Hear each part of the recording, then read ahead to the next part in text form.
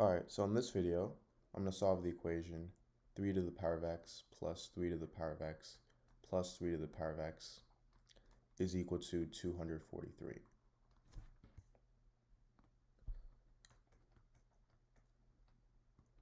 So for my solution,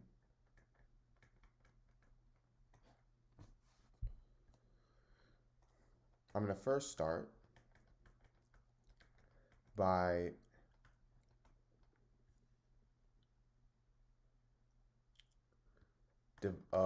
by factoring out 3 to the power of x from my left-hand side, because we have 3 to the power of x, the same term, 3 times.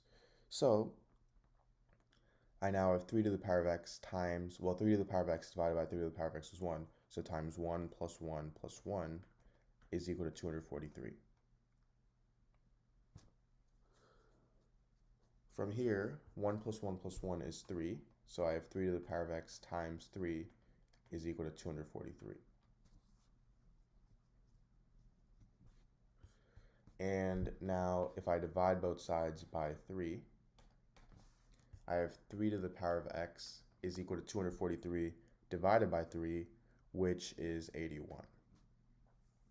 So I now have another equation here, 3 to the power of x is equal to 81 from my original equation. It's much more simplified, as you can see. And I actually have two different methods to solving this equation. So make sure to stick around for both, because both of them are really important for solving exponential equations. So method 1, this is a method that we can use for this one because we can rewrite 81 as a base of 3. If we couldn't, then we would have to use method 2. So that's why I'm asking you guys to stick for method 2. But for method 1, I'm going to rewrite 81 as 3 to the power of 4. So we can rewrite 81 as a power of 3. And now this just means that x is equal to 4. So it's as simple as that. However, let's say, what would we do if 81 wasn't a base of 3? How would we even solve this? Well, that's where we bring in logarithms. So I'm going to take the log on both sides. And if I have something in the form log a to the power b, this means that this is equal to b times log a. Meaning I can move x to the front, and I get x is equal to log 81 over log 3. Now, all you need to do is you can plug this into a calculator, and you get that x is equal to 4. Log of 81 over log of 3 is 4. So that's how you would do it if it wasn't a power of 3. Alright, so in this problem I have m minus n squared is equal to m squared minus n squared. So to solve this problem, I'm going to first start by rewriting m minus n squared. And I'm going to rewrite this to m minus n times m minus n.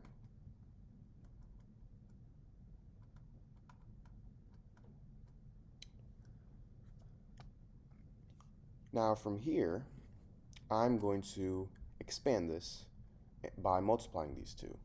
So to multiply these two, I'm going to first start by distributing the m. M times m is m squared. M times negative n is negative mn. Now I'm going to distribute the negative n. Negative n times m is negative mn. And negative n times negative n is positive n squared. So I have this is equal to m squared minus n squared. Now, I can do a few things here. I can first start by subtracting m squared on both sides, so this way these two m squares cancel out. And now I'll be left with negative mn minus mn plus n squared is equal to negative n squared. Now negative mn minus negative mn is equal to negative 2mn. And then now if I subtract n squared on both sides, these two cancel out and I get negative 2n squared.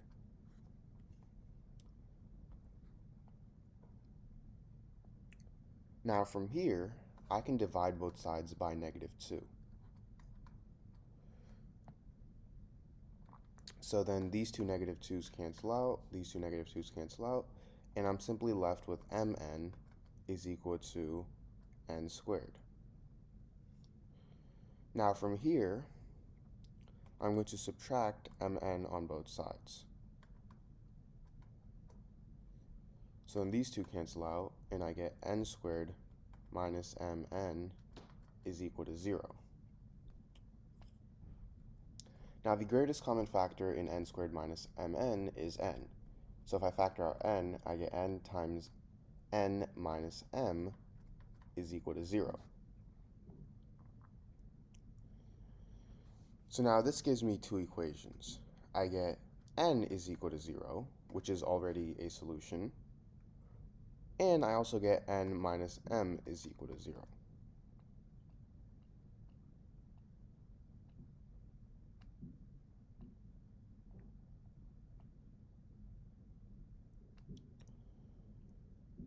Now,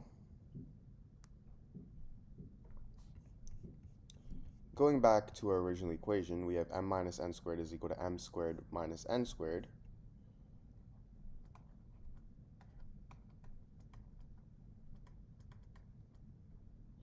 If n equals 0, I get m minus 0 squared is equal to m squared minus 0 squared, which turns into m squared is equal to m squared, meaning m can really equal any number. If m equals 5, then I have 5 squared is equal to 5 squared. If m equals 100, I get 100 squared is equal to 100 squared. So m can equal any number if n is 0. Now for here, I have n minus m equals 0. So if I add m on both sides, I get n is equal to m.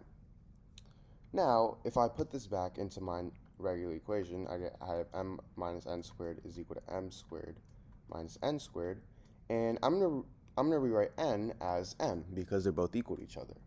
So now I have m minus m squared is equal to m squared minus m squared. M minus m is 0, so I have 0 is equal to 0. And this means that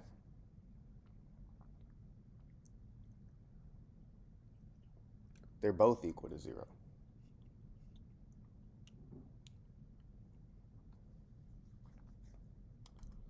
So, now going back, what I'm going to do is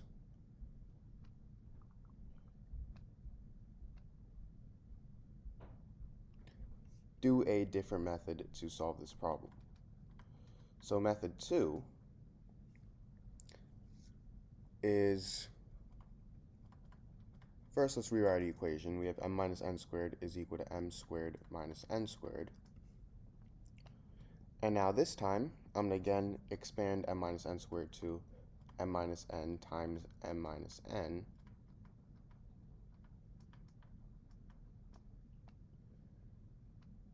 And now from here,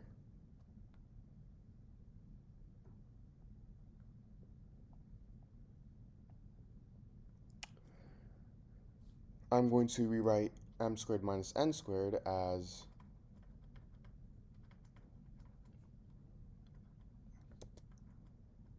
m plus n times m minus n.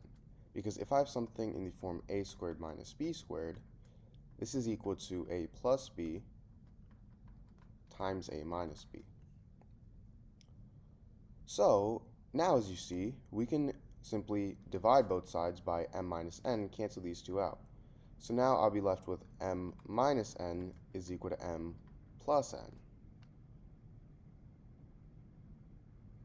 Meaning, if I subtract m on both sides, I get negative n is equal to positive n. If I add n on both sides, I get 2n is equal to 0, meaning n is also equal to 0. And if n equals 0, then remember how we already tried this out, m is also equal to 0. So these are my two solutions to this equation.